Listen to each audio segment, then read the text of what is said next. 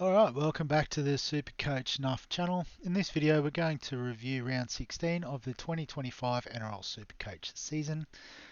So I guess an average week given 12.91 was good enough for top 20% of the round, as well as a slight uptick overall, so sneaking into the top 18%. But as you can see, only 2 league wins from 6, so some hot competition this week. But that's how it goes sometimes in this game. So we'll have a look at the team quickly. So Wade Egan with a 48 was okay. Obviously Kurt Donahue with 59 would have been better. Our front rowers were amazing. Terrell May with an 83. Payne Haas backing up from Origin. You know, it was under a bit of an injury cloud, but played and scored a 108. Unfortunately, I didn't get Nafahu White's 80-point score though, so that was a bit of a terrible call on my behalf. In the second row, we had Kyle Matangi with the 76. Again, another one who was under an injury cloud, so that's a great return for him. Eli Katoa, 53, in what was an underwhelming performance from the Storm in general. And Tino backing up from Origin only scored a 38, so obviously missed out about 40 points there. Could have had Nafahu White instead. And then we decided to loop our VC, so we missed out on Savala's 79, which was a bit flat. Hubner with a 40 we actually got as our auto emergency score, and it counted, so you know we take that. In the halves, Jerome Hughes 45, which included a try, so that was a bit underwhelming from Hughesy. Metcalf with the 61 was solid, and you know, given the rest of our halves, we can't complain. Unfortunately, Campbell knocked out early, 8-point return, so and misses this week, and then the Titans are on the bye around 18.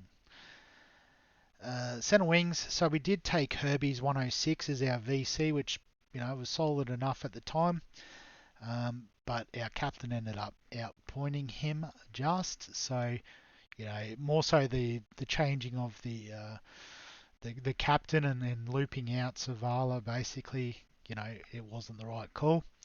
Zach Lomax with an 81 was good as our trade-in this week. Dylan Lucas with 68 was quite good. Bo Fermor with a 59, solid. And Billy Smith, we played on the bench, 77-point return for him. So good to get some points and some cash out of him this week.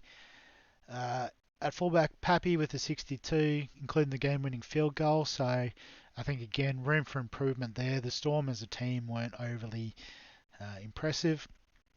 Drinkwater with the 73 in what was a well-beaten team. You take that. And then Teddy, who was our captain, with the 107. So again, we should have left the C on him, but we decided to bank the VC score. In terms of head-to-head this week, so snuck a win over Cutout Pass to Daly in the first league. He had Farnworth as captain, so I sort of matched him there. But I guess I had Haas and Tedesco. He had Nwangani Tuase, who scored a 136, which was pretty good. And yeah, only a few players the same there. I think the top score in this league was the 1397 for Declan's team, the 7th tackle. So he captained Farnworth as well. But I think the difference was, I know he didn't have Nwangani Tuase. He had Karapani score a 97, Hines score a 90. You know, Nafahu White score an 80. So just more of those higher end scores. You know, and I had, well, no, it's not me, but a lot more of those 50 to 60 point scores. In the second league was my other win for the weekend over the Melbourne Cheats, Steve's team. So he captained Kyle Matangi, which was a potential misstep compared to a Farnworth or a Tedesco. He had both, so you know, just it happens. I think top score in this league was the 1449 for Julian's team, QP Phil Taco. So he had Farnworth, Teddy as captain, and Nwangani Tuase. So, the three big guns in the backs, and had Payne Haas, had Aaron Clark and Terrell May in the forwards. So pretty good scores all the way across the board. The third league, so this one I copped a bit of a lesson from Super Troopers, Scott's team. So he captained Herbie, had Britton Nicker a ton up, had Haas Tedesco, Drinkwater, so a lot of the same guys that went well. But I think there was a better score. Yep, Johnny's year of the Eagles, 1487. So I think that's the biggest score out of the three leagues. But yeah, Tedesco, Haas, Farnworth, had Nwangani Tuase as well. So some big hitters in amongst all that. Well done, Johnny. Just quickly with the overall league as well. I forgot to check this one previously in the versions of the video that didn't work. But less about that, the better. So 1461 from Bon Bon, Andrew's team. We'll see if we can beat that. Scrolling. So I guess I've finally broken away from Theodore's team. Mustn't have got the VC loop going, but snuck a few extra points in there. Just something I noted. So yeah, just having a quick look. I think it's Bon Bon. Where was that? That was about 20th, 21st. So 1461 for Andrew's team. He had Tarpany and Starling were both good on Friday night. Clark, Farnworth, and Teddy is captain and Nwangani Tuase. So a lot of the big hitters there, which was great to see. I'll just quickly go through my team. I am a bit short on time. As I said, the previous recordings didn't work. So potentially don't have to trade this week. If I shuffle a few pieces around, can get a 17 on the field. Although we have to, find a couple of replacements for Tedesco on the bye and Jaden Campbell. So, we can use Hubner, Nafahu White.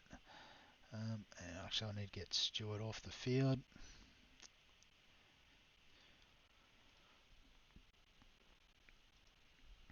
And, Donahue. Oh, actually, Nafahu White's on the bye, so it looks like we would have to play Stewart. So we do have a workable 18, if you can call it that.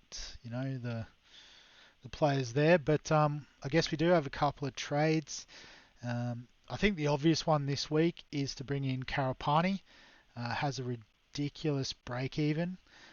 Negative 85, back-to-back 90s. Broncos play around 18. So I think he's almost like a no-brainer pick to bring in.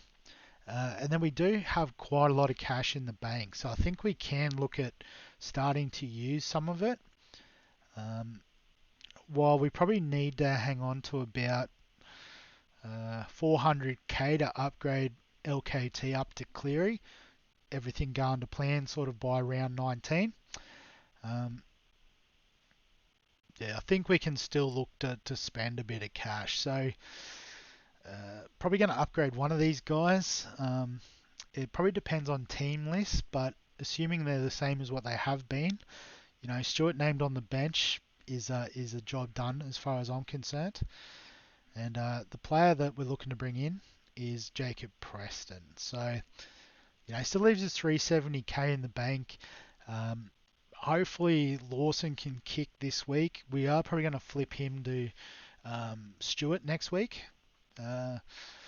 Just try and make a bit of cash there out of the bottom dollar cheapie. And that gets us to about that 400k mark, which will be LKT up to Cleary. And Preston is potentially a keeper in the position, so it does get us closer to that end goal for what we want to do with our team. So we'll bring in Preston, which is definitely an upgrade there. We've got Karapani as well, so we can potentially, leave out Hubner and play Karapani. So it probably strengthens the team this week, making those two moves. in terms of the captain vice captain situation, I'm gonna swap Tino off just because he plays in the last game of the round. Kiraz plays first, so Fermor can come on the bench. Work backwards. Sharks, Dolphins.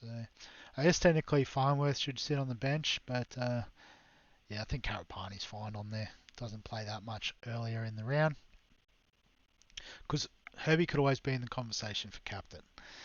But initial thoughts are Jacob Kiraz, VC, Thursday night. I think Penrith at 210 is, as a Bulldogs fan, that's very tempting to get on board. Sort of hedge my bets, either the pride of the win or the cash in the bank.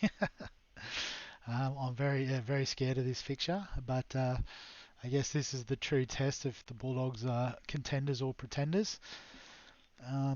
And then the captaincy, I'm just going to go with Payne Haas. Just unreal backing up from Origin. Plays the Warriors this week without Mitch Barnett and the team. Also, Saturday Arvo just sort of opens itself up for a bit of offloading and that sort of good gear. So, yeah, get on Payne Haas, I reckon, this week. So that's the team. As I said, a bit of a shortened video just because the first couple was stuffed up. But hopefully if you see this, it means this one was all good. So if you've got any questions, comments, thoughts, feel free to add them to this video. Give us a like if you enjoy the NRL Supercoach content. Subscribe for all the fantasy sports content on the channel. And other than that, we'll catch you in the next one.